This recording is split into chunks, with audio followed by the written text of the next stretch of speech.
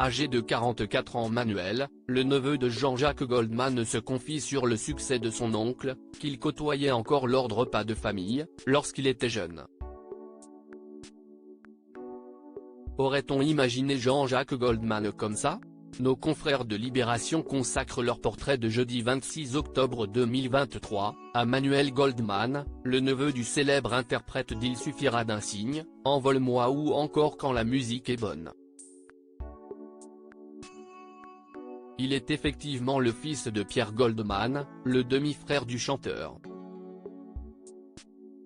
On a récemment réentendu parler du militant d'extrême gauche à l'occasion de la sortie du film Le procès Goldman.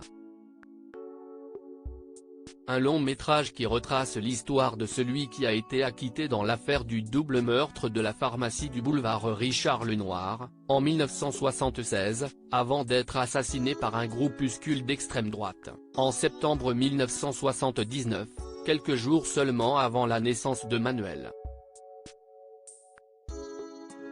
Manuel Goldman compare son oncle Jean-Jacques Goldman à un célèbre personnage de série interrogé dans les colonnes du quotidien. Manuel Goldman évoque son enfance parisienne, les remarques de ses professeurs au sujet de son père, mais aussi les commentaires de ses camarades de classe à propos de Jean-Jacques Goldman, qui commençait à être connu et reconnu.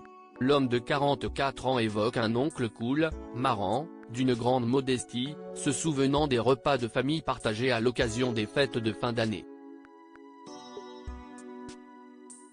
Manuel Goldman se lance alors dans une drôle de comparaison pour qualifier le frère de son père. Jean-Jacques, c'est Tony Soprano, le mec qui est parvenu au sommet, s'amuse-t-il, faisant référence au célèbre mafieux incarné par le comédien James Gandolfini, dans la série Les Sopranos. Manuel Goldman regrette tout de même de ne plus côtoyer beaucoup l'artiste, c'est quelqu'un qui compte pour moi, même si je ne le vois presque plus, conclut-il.